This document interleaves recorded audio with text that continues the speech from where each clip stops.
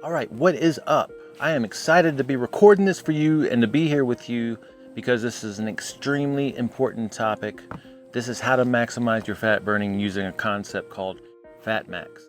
Now, Fat Max is a concept developed from Dr. Phil Maffetone, expanded on by the Primal Health Coach Institute, and now by most. And just to give you a synopsis of what this is about teaching the body how to be better at using fat for fuel, at using its own body fat for fuel, which is one of our ultimate goals in the SHT.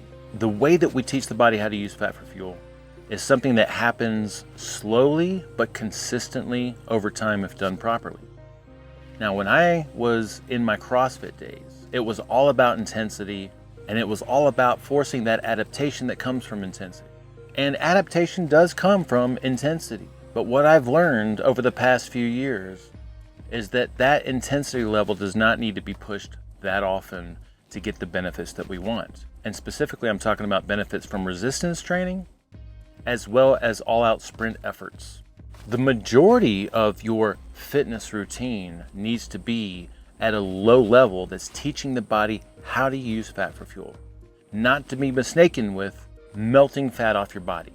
The more the body prefers to use fat for fuel, the more it will use fat for energy throughout the day without you realizing it. And that's how these benefits will add up over time. The body composition benefits that you're looking for definitely come from eating real food the way that I talk about, but from a fitness perspective, it comes from understanding and learning how to implement Fat Max. Now, I am coming at you from beautiful Alabama Hills, California, in my pop-up gazebo office. You can see this background. It's not a fake background. Loving life, teaching health, animal-based nutrition, ancestral-based health practices, and simplified living from an off-grid perspective. Absolutely loving it. I'm powering everything that I'm doing right here with my portable battery and solar power system. So now let's get into what it is that we're here to talk about today. So let's review a couple of basics, okay? First of all, caloric compensation. Talked about this before, but it's worth reiterating. The more you exercise, the more you unconsciously and consciously compensate by being less active. More exercise is not better. Exercising more does not burn more calories, because what little extra energy you do burn during your exercise or fitness, you're going to unconsciously and consciously compensate by being less active, and we know this and experience this because we tend to be a little bit more tired. Also, the more you exercise, the more you unconsciously and consciously compensate by eating more. So exercising more does not burn more calories because, again, the little excess energy that you burn from exercise is offset by this desire to eat consciously and unconsciously. Okay, and we all experience both of these things. When you work out a lot, when you train really hard, you're tired. You don't want to do as much. And that could be really subtle. Maybe you don't pay attention to it, and maybe you can from this point forward. But also, you tend to eat a little bit more because your body's starving for nutrition and energy. And sometimes you even reward yourself by saying, hey, I did this really brutal training session, or I had this really brutal week of training, and I'm going to reward myself with a donut or a pastry or a pasta-based meal or something along those lines. Now, this idea of caloric compensation is really relevant when you have this chronic exercise pattern where you're working out all the freaking time. Because a depleted body is going to be more inclined to consume more calories and store them as fat as a safety mechanism and conserve energy in every way possible throughout the day. And that's not what we want. Now, also, another concept that I've brought up before and it's worth reviewing is the constrained total energy expenditure model. Sounds really confusing, but here's the nuts and bolts. We used to think that the more exercise, the more energy you're consuming or burning, the more calories that you're using or burning, right? And what we know now is that when you measure the overall metabolic rate of a given animal, a given species, on a day-to-day basis, most animals are going to consume about the same energy no matter how much activity you do. What happens is the more physical activity that you do, the more those energy and resources are pulled from being used for other things. So think about it. This situation that we have going on here requires energy to function. Your brain requires the most energy of any organ in the body. It's very energy dependent. You've got your vital functions. You've got recovery and adaptation, which is an energy intensive process. And then you got your fitness and stress. And what happens here is that the more that we do physically in an effort to burn more calories and burn more fat, we're actually pulling energy away from other functions of the body. You may experience this as not being able to function as good and feeling like you're overtrained. But even if you don't notice it, this is exactly what's happening.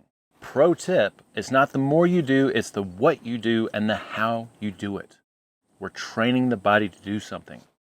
So the true benefits of exercise and fitness really relate to the deliberate movement of the body, which leads to building strength and muscle and the capacity of the body. You're also optimizing adaptive hormones such as insulin, testosterone, and estrogen. And also the benefit is metabolic flexibility through training the body how to use fat for fuel. So pro tip, you want to look at cardio as an opportunity for fat for fuel training versus burning fat for fuel. Pro tip, you're teaching your body how to use fat for fuel, but not necessarily burning a lot of fat for fuel in the moment. Now let's talk a little bit about aerobic versus anaerobic exercise. This has always been really confusing for me, even though I've studied this for years. When you think about aerobics, you think about, well, I don't know, this may be before y'all's time, but I think about people like Jane Fonda and Jack LaLanne. So really what aerobic exercise refers to is the intensity of the workout and the dominant fuel substrate being used for the activity. Aerobic means with air. This kind of training needs oxygen. And by the way, fat metabolism requires oxygen. So aerobic exercise is conducted at an effort level that allows you to get sufficient oxygen into the body and be available in order to burn fat for energy. So think moving at a comfortable pace. This is where the whole idea about doing cardio to burn fat came from, is this understanding that in order to use fat for energy, you have to have oxygen present. Now anaerobic, you can think of as not necessary or without air. Anaerobic means without oxygen. And this indicates an effort level that is difficult enough to cause an oxygen shortage. So this is an effort level that causes an oxygen shortage, and this forces the body to use more energy from glucose or glycogen than it would from fat. So again, this is going to be intense strength training and intense all-out sprints. So what I'm saying here is that your metabolic energy is going to depend on the intensity. The more intense, the more glucose burning it is, or the more glycogen or sugar burning it is. The less intense, the more comfortable it is, the more fat burning it is. So pro tip, brief intense workouts can be adaptive in moderation. We do want that adaptation response, but we don't want these really intense workouts all the freaking time. However, chronic cardio, sustained at a medium to high intensity, without the right kind of recovery in between, is going to compromise not just your fitness progress, but also your health, because it's extremely stressful. So pro tip, learning how to train in the aerobic heart rate zone will optimize your fat metabolism both during the workout, and guess what? It stays with you throughout the rest of the day. So as you train your body how to use fat for fuel during comfortable cardio, during fat max workouts, your body remembers that for the rest of the day. And on the flip side of that, pro tip, chronic exercise at heart rates above aerobic maximum trains the body to prefer glucose as energy, both during exercise and throughout the day. So what am I saying here? Those of us that like to go out and blow it all out all the time, we're teaching the body to prefer glucose or sugar for fuel. So here's the benefits of the kind of exercise that I'm talking about, our kind of exercise. We've already talked about fat metabolism, right? Also mitochondria. We improve mitochondria health, and we also improve mitochondrial biogenesis, which is the creation of new mitochondria. Mitochondria are these little bacteria present in all our cells. One of their functions is to create energy for the cells and for the body. Also, cardiovascular. Our kind of aerobic exercise increases what is known as the capillary network, the blood supply that supplies blood to all the muscles and cells with fuel, with oxygen, with nutrients. You have better blood pressure, you have better lung capacity, all as a function of receiving this extra oxygen during comfortable cardio or fat max cardio. You also develop musculoskeletal strength and resilience. Now, strength training is important, but also comfortable fat max cardio is important because a lot of our ligaments and tendons and connective tissue require long time and duration to build their strength. So a component of this is what we're talking about here with comfortable cardio and fat max. So I want to go into some heart rate information so that you understand the heart rate piece behind this, You may choose to measure your heart rate, you may not. I think it's useful until you get comfortable with understanding where your cardio is at intuitively, okay? But these are the heart rates we want to be aware of: resting heart rate, maximum heart rate, high intensity zone, and aerobic max heart rate or fat max. So resting heart rate is basically your heart rate at rest. The fitter you get, the lower your resting heart rate should be. This is relative and bio-individual to each person. And basically that means that you're pumping more volume of blood per beat. Your body doesn't have to beat as fast because it's doing it better. Now, a healthy resting heart rate can be anywhere between 60 and 100 beats per minute. Average resting heart rate for most people is going to be 72 beats per minute. A fit person could have a heart rate as low as 40. And I tell you what, during my best sleep nights, I have a resting heart rate of 45. Now, typically, a lower resting heart rate is going to be indicative of better health. But again, it's relative. Lower to you compared to what it was before. Maximum heart rate is the estimated maximum heart rate that you can have before killing yourself. So that means you don't want to push it to this maximum that often. The best formula that I've found is 206 minus 0.7 times your age. So for me, at 48, an estimated maximum heart rate is going to be 172. Now, I can definitely push it above that, but I've also been working out and training for a really long time. So again, this is something that can be modified based on your fitness level, but I think this is a really good starting place for maximum heart rate. And then high intensity zone. 90% of maximum heart rate or more is the zone that we're looking for those brief, intense workouts. All right, so when I do my resistance training, I'm definitely hitting this on my last couple of sets because they're so intense, but it's for a very short period of time, and then I rest. Same thing with my sprints. When I sprint, whether it's a running sprint or it's a series of movement sprint, I definitely get in this high heart rate zone, but it's for a very short period of time and then I rest. So for super explosive bursts under 8 seconds, your body's going to be using ATP. For efforts between 8 and 30 seconds, your body's going to start using more lactate. And then once you get past those two, after 30 seconds or more, your body's going to start using glucose or glycogen. So this is what I'm talking about. If I'm doing some intense resistance training, that's going to be within that 8 to 30 second range. And so I'm using ATP and I'm using lactate. Once I get above that and I'm staying intense, then I'm becoming a sugar burner. It's rare that you need to get into that really high heart rate zone for an extended period of time. It may be really short for your resistance training sessions, and your sprint sessions maybe should be once every 7 to 10 days. And so when you do your sprint sessions, maybe you're going for more than 30 seconds. But in general, the majority of what you do not want to be in that high intensity zone. Now, the aerobic maximum heart rate or fat max, right? Again, aerobic means with oxygen. Aerobic also means using fat for fuel. Aerobic maximum heart rate or fat max, estimated 180 minus your age. So that is the maximum optimal fat max heart rate zone. And anything below that is also going to be teaching the body how to use fat for fuel. So look at your fat max as the maximum that you'd want to get to during a cardio session.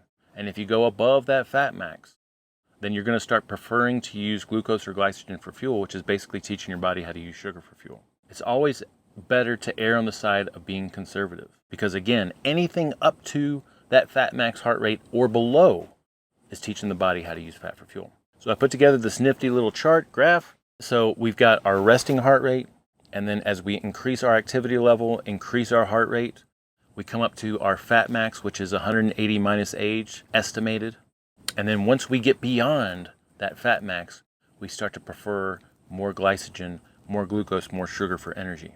And so we want to stay at that fat max or below during our cardio sessions. Now, how do we get there? Think constant activity at or below your fat max heart rate zone. And this correlates perfectly with my fitness foundations. The base of the fitness foundations is constant activity, changing positions all day, every day. So that means you want to take breaks throughout the day because that pulls you away from the stresses of work and life, makes you better for everything that you care about when you return. It gives you opportunities to get outside and double stack your habits. You can get some sun, some fresh air. This improves your mood and your health. It helps you break up your stagnant positions of sitting and standing all the time. Normalizes your blood sugar levels because you're pulling excess glucose from your system. And you're below your fat max heart rate zone, or you should be, so you're teaching your body how to use fat for fuel. Now, the best times to do this are a wake-up walk, first thing in the morning, because you're already fasted. So you're already learning how to use fat for fuel. And so a little movement enhances that. taking brief work breaks, standing up, doing some stretching, going for a walk, doing some movements, an evening recharge, meaning an evening walk, really beneficial after meals because, again, you're pulling excess glucose from your bloodstream from the food that you just ate. And then on the weekends, get creative. Go for hikes. Have fun. Get out in the water. Get out in the sun. So if we have that base of constant activity and changing positions, then we want to train every body part 1 to 2 times per week with resistance training, functional movements, things that strengthen the body and improve our general preparedness. And then, of course, you want to do sprints once every 7 to 10 days, but I'd say those aren't as important as these two components. Staying active all the time, so you're teaching the body how to use fat for fuel, and then resistance training so you can build muscle and bone and functional capacity. And then you got to remember to have fun and play. All right, that's why you work out in the first place. So you can go on those hikes with your kids and your grandkids, so you can race to the top of the stairs, whatever it is that your family likes to do. Now, to be sure that you're in these heart rate zones, you can use a heart rate monitor. I'd say it's not necessary. We all know what it feels like to be in something that's all out and breathing really hard. To make sure that you're in that fat max or below fat max, fat burning zone, I would say make sure it's comfortable and that you can maintain a conversation. To be time efficient and to enhance your fat max ability, you can string together different movements like during your resistance training. So my favorite thing to do right now is on my training days, I have the different movements that I'm doing my resistance strength-based skills with, and I'm doing them one after another with short breaks in between, making sure that I'm not breathing too hard, right? So I'll do a set of deadlifts, I'll take my time, I'll walk over, I'll do a set of push-ups or a set of bench, take my time, walk over, do a set of tricep extensions. But I'm basically moving the whole time with these little short bursts of intensity as I'm doing my resistance training. That intensity is never staying elevated very long. And I think that's about it. I know this is super useful. And a big takeaway for a lot of you is stop training yourself to death all the time. Focus on what's most important so you can live life, stay active all the time at a comfortable pace, at your fat max heart rate or below. If you're into cardio, don't be doing intense cardio all the time. Do comfortable cardio. But bottom line is you want to stay active all day long. You want to resistance train your body, every body part 1 to 2 times per week. When you do some cardio, make sure that it's at fat max heart rate or below, and then just have fun, live life. Now, if you want to support me beyond what you already do, which, by the way, being a member, learning this information and putting it into practice is more than enough. But if you'd like to support me even further, greatly appreciated, you can visit my Buy Me a Coffee page at buymeacoffee.com/PaulCTherina. If you want to schedule some time with me, you can visit my Linktree at linktree.com/PaulCTherina. And just keep being freaking awesome.